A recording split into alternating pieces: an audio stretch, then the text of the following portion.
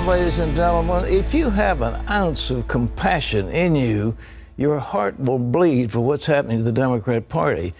The top runner looks like there's a possibility of criminal sanctions. We don't know that for sure, but the handling of top secret documents in Hillary Clinton's emails and servers and so forth apparently violates law. We don't know all that for sure, but nevertheless, there are allegations being made, and they've turned the computer over to the Department of Justice, which isn't exactly a high-tech institution. So think what they've got as a backup when you see the tremendous bench strength of the Republican Party, many intelligent, active, vigorous governors of major states and people in the Senate and others. I mean, it's amazing the strength that they have. And they've got one lone woman who apparently might wind up in jail. I mean, it's really tough stuff. All right. Well, the latest revelation about her emails comes as Mrs. Clinton is falling in the polls and voters are questioning her honesty. Gary Lane has the story. The new revelation of Hillary Clinton's official use of personal emails came from the intelligence community's inspector general.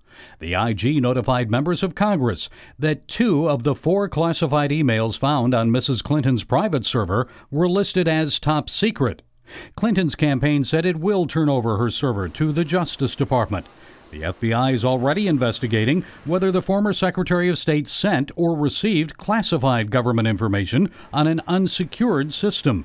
Members of Congress have been pushing the State Department and Mrs. Clinton for details of more than 50,000 emails kept on a private server at the Clintons' New York home. Clinton has already admitted to deleting as many as 30,000 email messages, and she still insists none of her emails were classified when she sent them. But she was using a private, not a government email server, and there's no evidence that she was using encryption to prevent her emails from being spied upon. Even government computers, let alone private ones, are susceptible to spying. Current Secretary of State John Kerry admits recent hacks of U.S. government computers suggest the Chinese and Russians are very likely reading his emails. The email investigation is damaging Clinton's popularity nationwide, and especially in Iowa, a state President Obama carried in the last presidential election. While she leads among Democrats, a recent public policy poll shows Hillary now losing to 4 Republican candidates in Iowa: Marco Rubio, Scott Walker, Ben Carson, and Mike Huckabee. And it isn't just the private email server issue that is causing Hillary to lose public support and trust. Instead of blasting one another, a growing number of Republican presidential candidates are now targeting Mrs. Clinton's record as Secretary of State.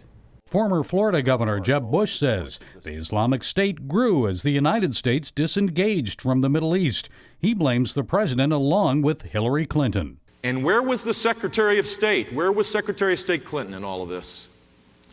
Like the president himself, she had opposed the surge, then joined in claiming credit for its success, then stood by as that hard-won victory by American and allied forces was thrown away.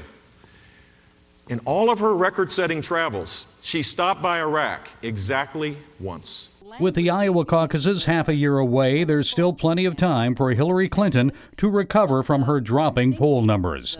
But her political future may depend on what else turns up in that email investigation. Gary Lane, CBN News.